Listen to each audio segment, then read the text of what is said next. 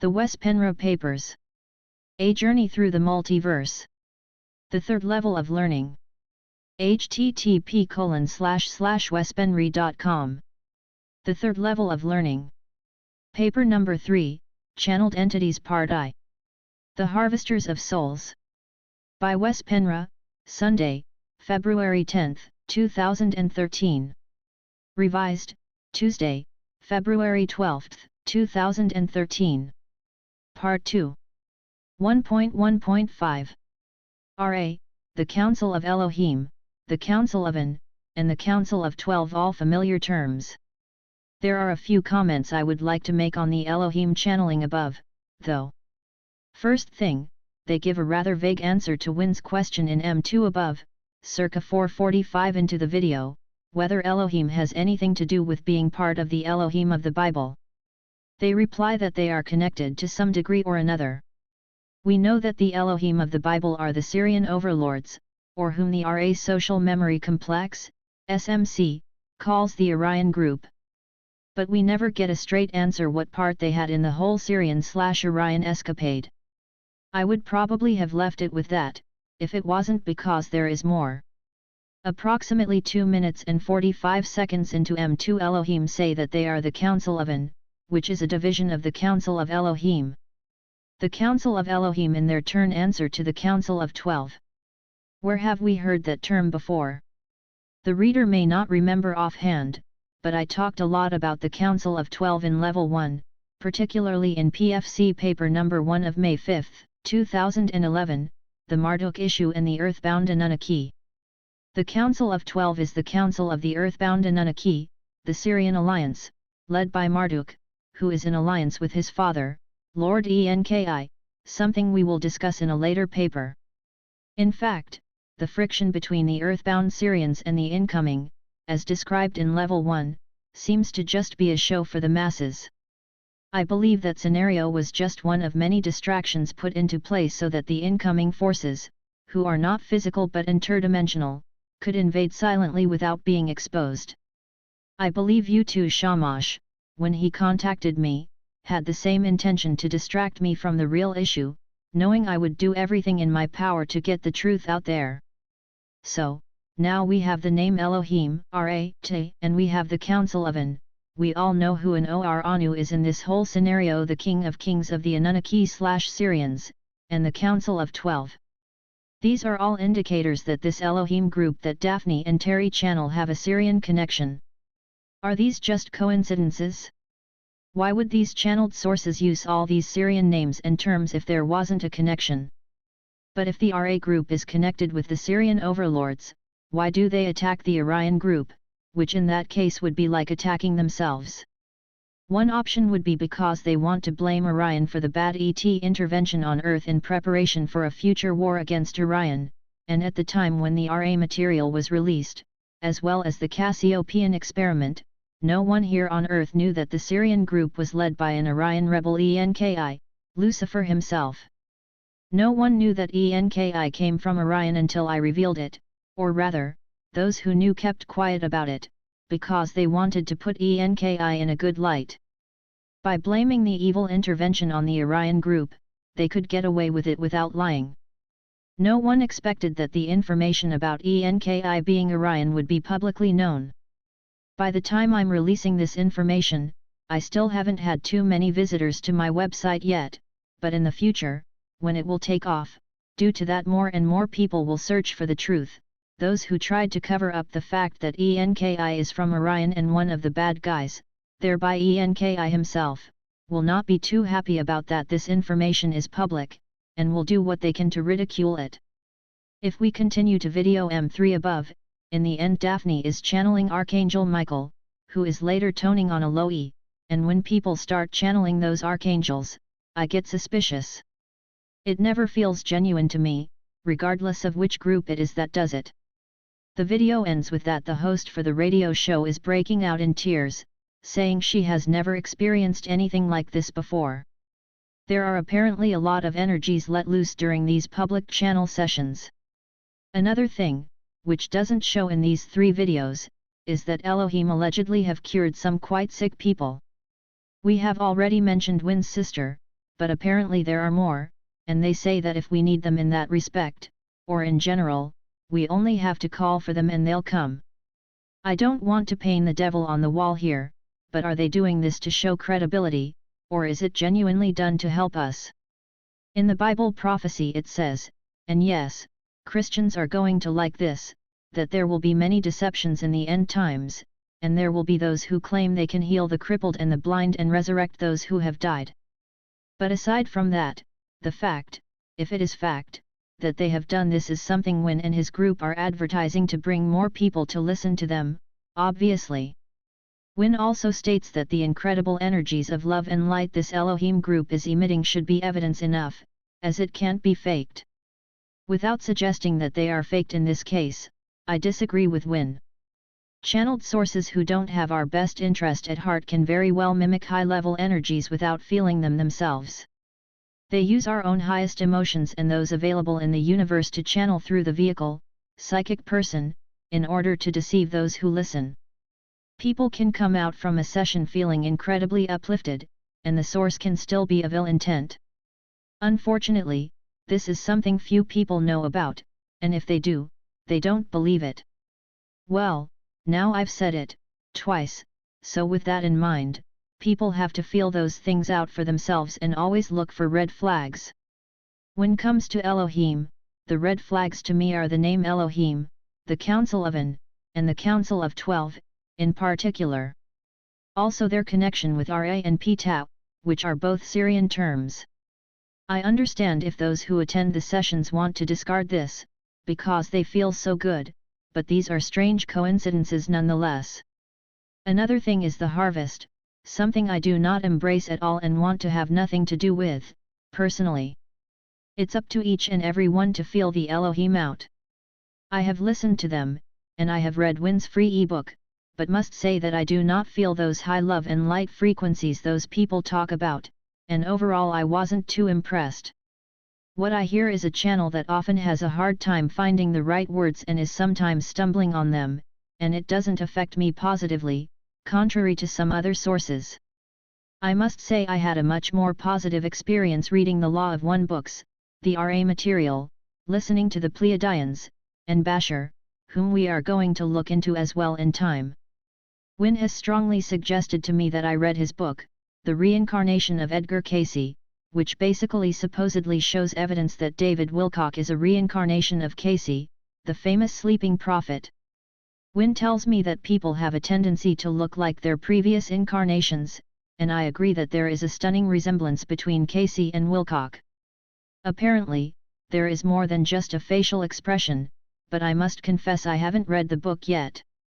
If what he's saying is true, I still don't find it interesting enough, unless Wilcock starts creating astounding prophecies that come true. More people have been famous in their past lives. If I were Aristotle in a past life, and I'm sure I wasn't, I would raise my eyebrow, but that's about how interesting that is. Another lifetime, another experience. Still, I understand and respect those who want to know such things, so it's seriously just a personal take on it. I would never go in regression therapy to find out who I was a few hundred years ago. But for those who are interested, Win's book may be something to look into. You can see the similarities in Figure 3 above. After all, I have stressed in my previous papers that during the time around the nanosecond, old souls who have reincarnated here before will show up again, souls such as Tesla, perhaps. These geniuses don't want to miss out on these times. Cayce could of course be one of them, as well.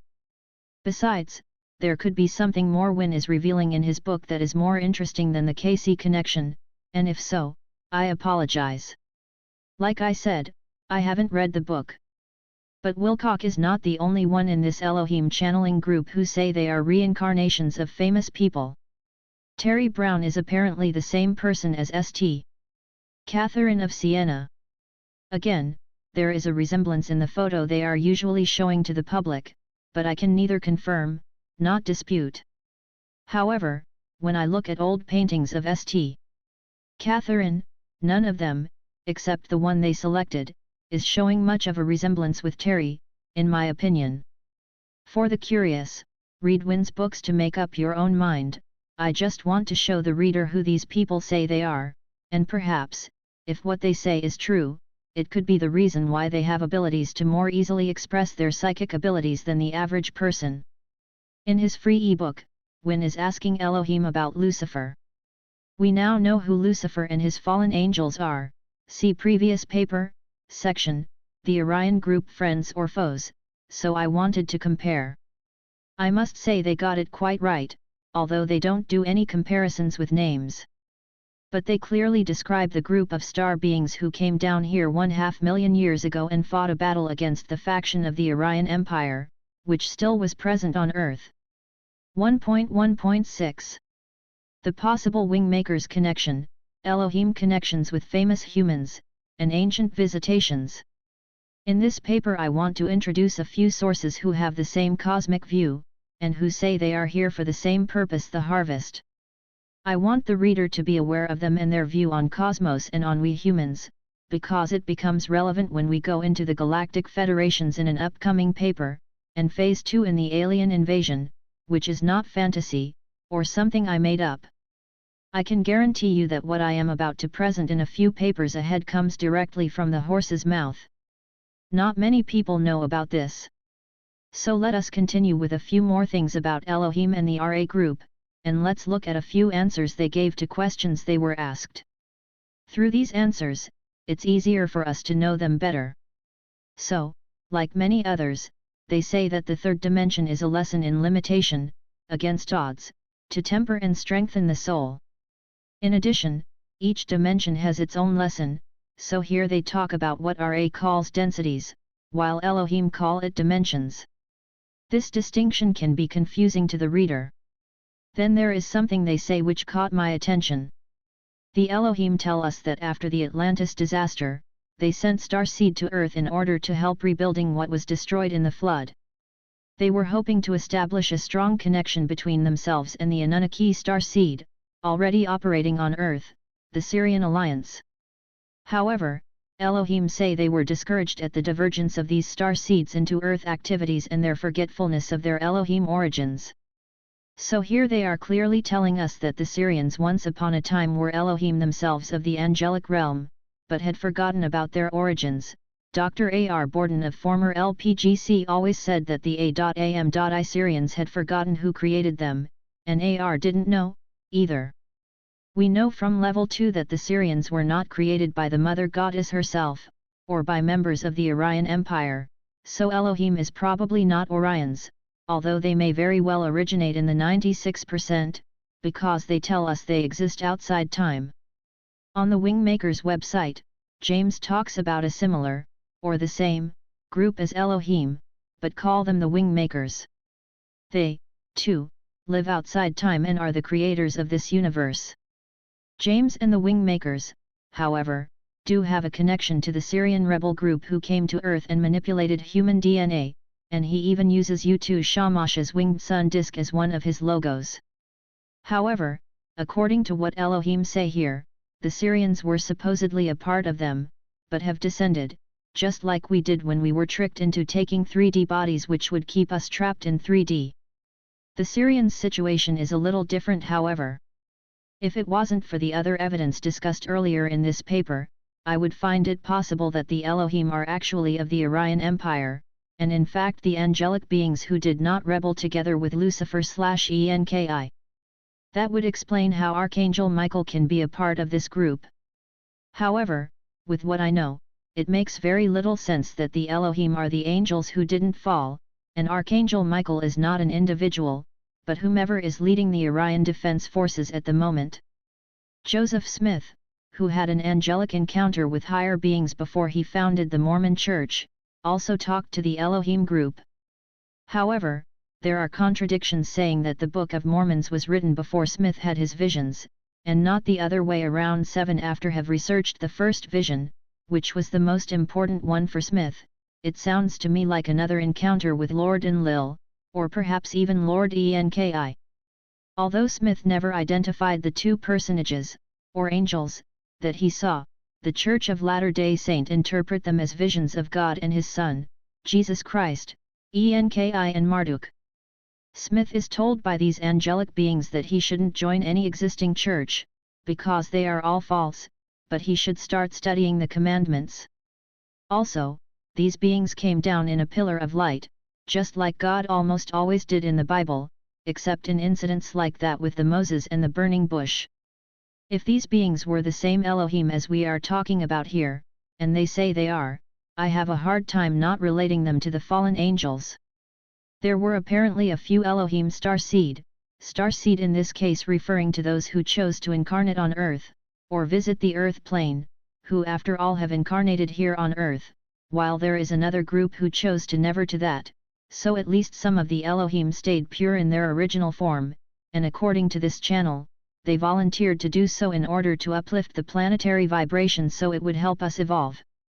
However, it was not always successful because of the veil of forgetfulness.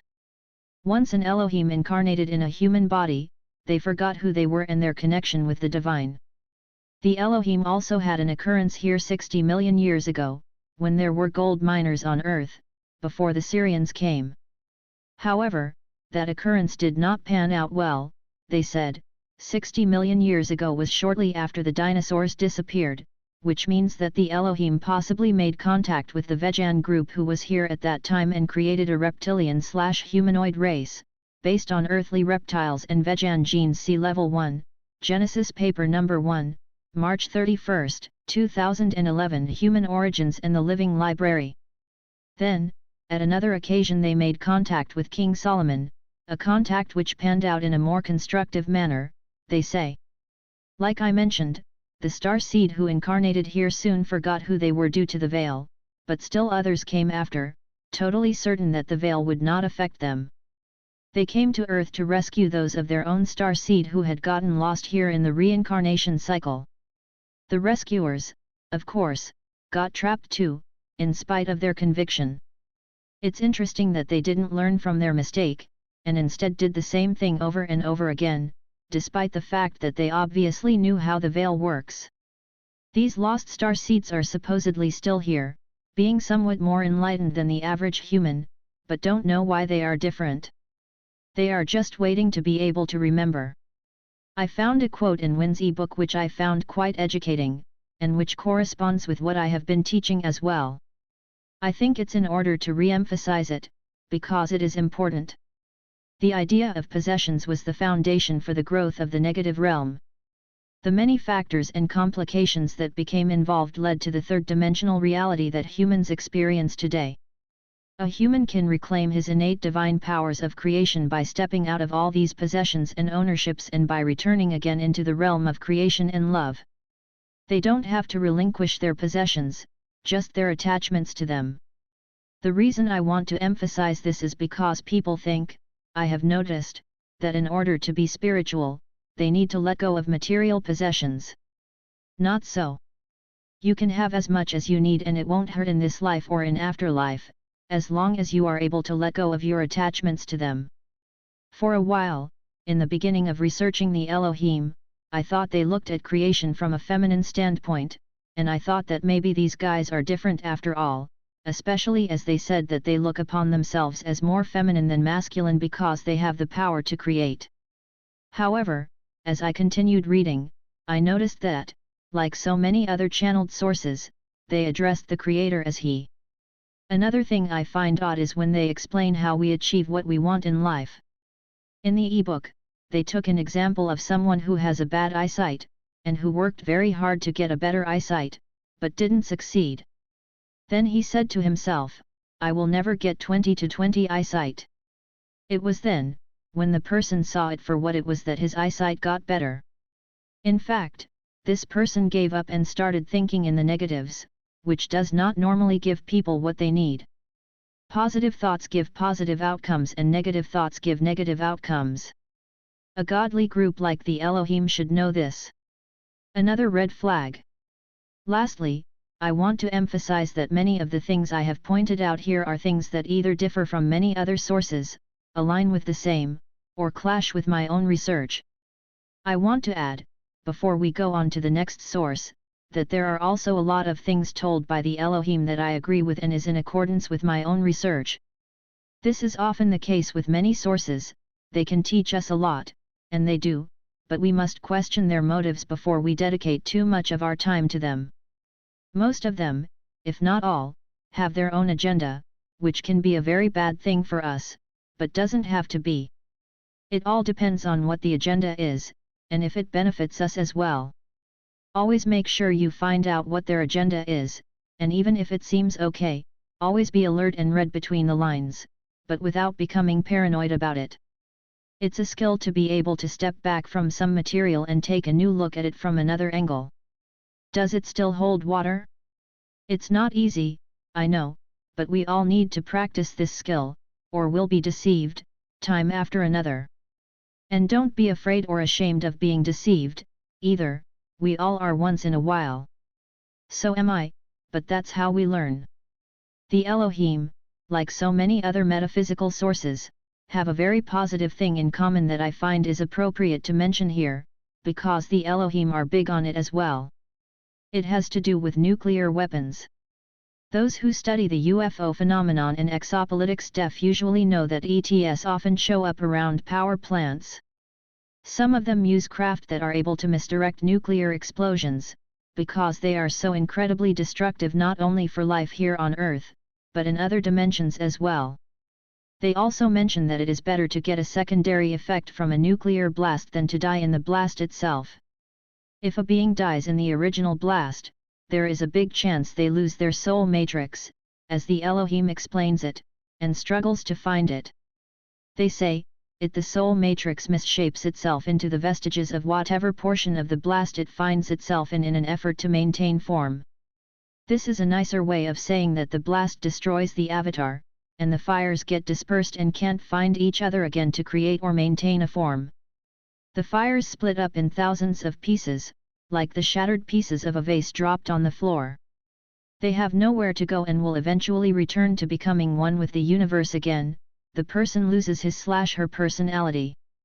The Elohim say that if there is one prayer they recommend, it is that which addresses the end of nuclear power in the weapon industry. With that we're going to leave the Elohim for now, but have reasons to come back to them in a later paper, which talks about the ascension process, abductions, and a lot more. We will also touch on this group in the Galactic Federation's paper later on. 1.2. The Cassiopaeans.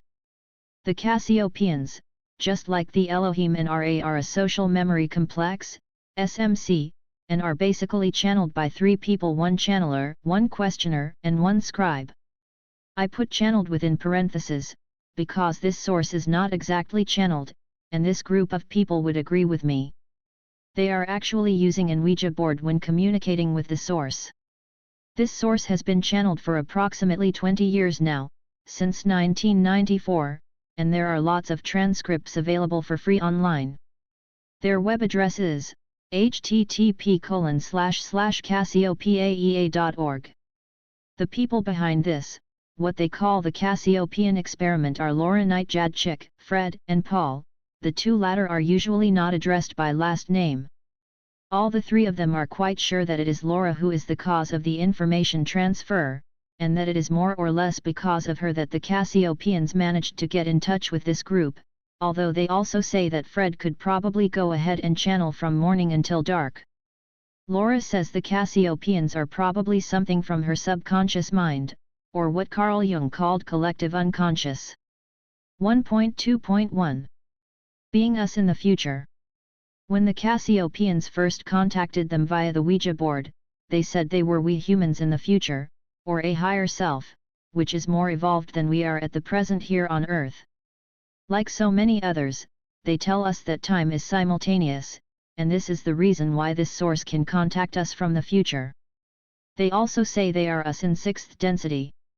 Important to stress here is that the Cassiopaeans, from here on interchangeably called the Cassios, are not aliens or discarnate entities.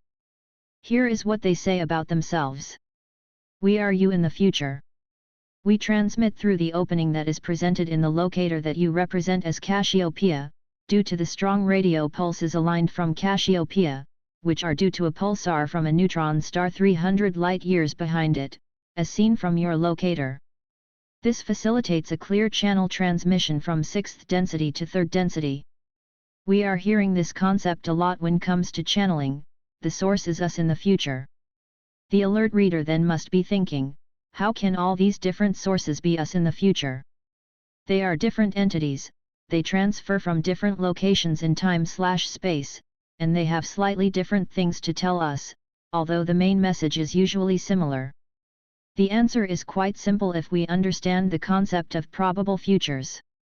We are standing before crossroads all the time as individuals and as a collective consciousness. The possible reason why we have so many sources contacting us at this point is because we now stand before a major crossroads, a fork in the road. We are not talking about only 2 possible futures for mankind, but an almost endless amount of them. And it's not that the entire mankind is going to choose one distinct future, we are going to be divided into different timelines, different multiverses, even. Earlier I have talked about how each person lives in his own version of the multiverse. Every time you make a decision, put thought, emotion, and action behind it, you slightly change the fluid multiverse you live in. With time, you have made a lot of decisions, and depending on what these decisions are will determine how your multiverse will look like. See, we are all creators in our own rights, even if you do nothing, that's a decision, too. So, not only does each person create their own multiverse, but each decision also affects the whole mass consciousness of humankind. Each decision, unless it's a major one which is changing the path of the whole mankind at once, only has a little effect on the whole, but still it has an effect. Eventually, those who are somewhat like-minded will end up in one grouping, and those who think differently, in another. It happens all the time, whether it's a nanosecond or not, but at this time the energies are extra strong, and our decisions have more power. 1.2.2 Transmitting from different futures. I have talked about the machine kingdom, and I have talked about going back to nature, and everything in between. This is what the fork in the road is about in the beginning of the new era. Our DNA is activated and our neurology strengthened, and it's all ready to be used as soon as we can penetrate the grid. How we use it is each and everyone's choice. Many people who read this may think that if you choose the machine kingdom, there is a particular world you will end up living in, while if you use nature, there's another. This is not entirely so, because there will be slightly different versions of either or, and everything in between. This can probably be best illustrated in the diagram below. Here we see how the probabilities branch out. Still, in a diagram like this, there are only so many branches visible due to limited space. In reality, there are a myriad of them. Hence you can see that there are slightly different versions of the machine kingdom, from the most extreme to the left, and all the way to the far right, where we have the most extreme version of going back to nature, where no technology whatsoever is allowed. There is everything in between. Now try to picture all these different channeled sources coming from our future, being us in that particular realm. If we have the above diagram in mind, we can imagine that different sources come from slightly different versions of the above possible futures. This is the reason why the information we receive is so similar, but also in some regard also different. It depends on which probability of our future the channeled source comes from. Laura Knight-Jadchik explains it pretty well when she says that the Cassios come from her subconscious, or rather, the unconscious, I would say, mind. If all time is simultaneous, her future, and the future of those who will choose the same probability as she will, are the Cassios, once Laura's soul group has reached the 6th density and become a social memory complex. Elohim and Ra come from a slightly different time perspective, signifying Terry's, Wynn's, and Daphne's probable future, and Don Elkins, Carla Ruckert's, and Jim McCarthy's probable future, respectively. Interestingly enough, when Don Elkins committed suicide, his group of channelers chose a different probable future from that which the Ra collective comes from, and once Elkins unexpectedly killed himself, Ra could no longer get through, because the timeline changed. Amazing, isn't it? Now imagine something James Mahunahi, of the WingMakers said back in the 2008 interview with Project Camelot. He said that Anu, the king of the Anunnaki, Syrians, has the technology and knowledge how to master the lines of time. Thus, he can manipulate different timelines in the 4% universe and this way be more or less ahead of the game. So perhaps the Syrians, Anu, Marduk and Enki in particular, together with their minions, sit on top of these timelines and channel information through us to indoctrinate the spiritual movement aka the New Age movement in this particular time to prevent certain futures to manifest. Also, if they failed on their mission in the future, they may try to change their past, our present, in their favor. Something to ponder, perhaps?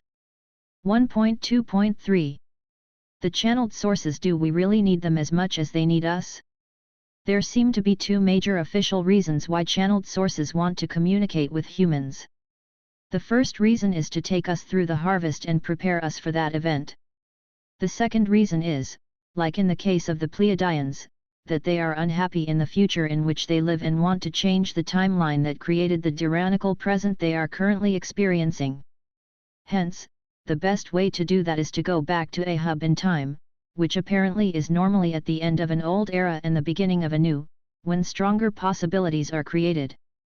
They want to change the time they are in by having us make better choices, which will affect their timeline. This way they hope that their tyranny will cease to exist.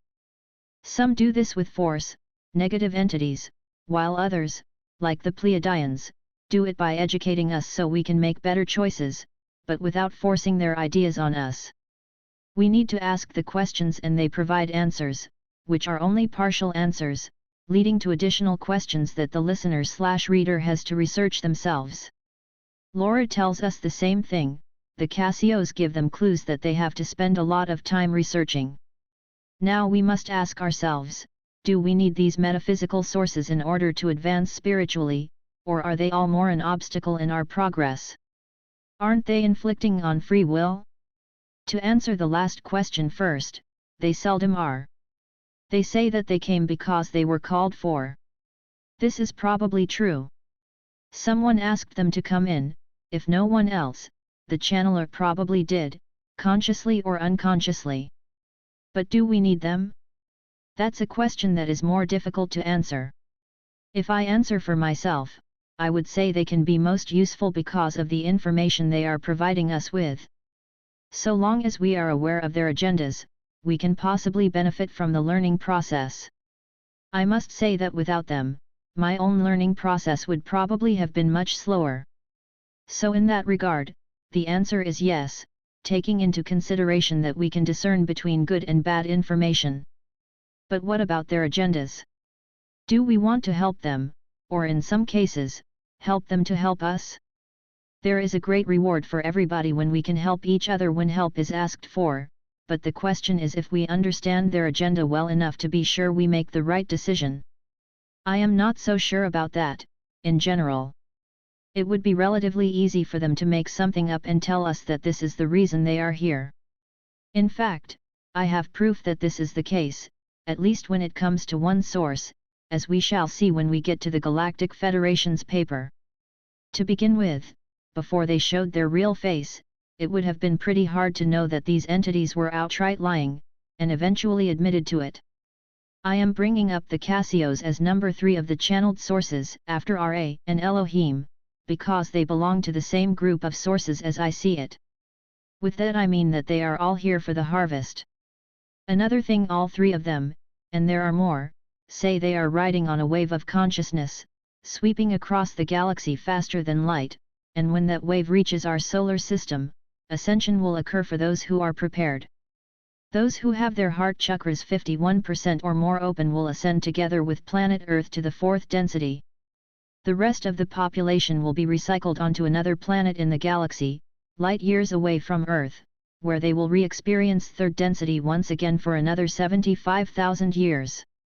But this can't be too bad, can it? After all, if they are us in the future, it seems like they survived, and are now in a much higher density. So, what's the problem? Why not just go along with whatever happens? Well, the question arises, if they are us in the future and have reached that high, why do they need to help us? They have already achieved so much, and apparently we made the right choice which brought them to where they are now. And that is exactly the problem. Why do they have to come here? They say that for them to continue up to the next density, they have to go back in time and take care of business, which is usually to make amends for bad things they did in the time we now live, or slightly earlier or later. The Pleiadians have already told us that their ancestors were the Syrian alliance who messed with our DNA, they call them the Lizzies, so that is in the open. But what about the rest? What's their story? Well, Ra's story is similar to that of the Pleiadians. They came here and messed up, and left without taking responsibility. We have to assume that the rest of the sources have a similar story untold. I would say that if the place where they are dwelling right now is so fantastic and full of joy, they wouldn't have to come back. Something is quite wrong with the time period in which they live, time or no time, however they want to look at it from their perspective. If they are positive beings who rebelled against the Syrian alliance here in our time and chose a positive timeline, they wouldn't need to come back to assist us, make amends. So I think we can at least assume that most, if not all of the sources who are channeled, data streamed, or contacted via an Ouija board, are somehow connected to the Machine Kingdom timelines. After I'd researched and cross-referenced the different channeled sources for a while, I thought they may all be different variations of Syrians, trying to deceive us from different angles, but it doesn't necessarily have to be that way. As I looked deeper into this subject, I came to the insight that the sources chose vehicles, channelers, who were directly connected to their timeline, the timeline which it looks like they want to change. If you once again look at the diagram, figure 5, and picture the arrows going from 2013 toward the Machine Kingdom, they symbolize slightly different timelines, all connected to this technological empire which is quickly being built in front of our eyes as we speak. If you then can imagine how additional arrows are branching out from the Machine Kingdom and further into the future, you can also imagine the different channeled sources sitting on top of some of these arrows, contacting somebody here in our reality, hoping to create a change in our time so that it affects them positively. These sources may very well be the future versions of the powers that be. Some can be Syrians, while others are regular people who chose a timeline where a particular source is dwelling. They know they can't really lie to us, or it will defeat their purpose, but they can manipulate us if they want to. However, we must assume that much of the information they are giving us is true from their perspective, but not necessarily from another source's perspective, because their overall experience is different. Therefore it's so important to use discernment.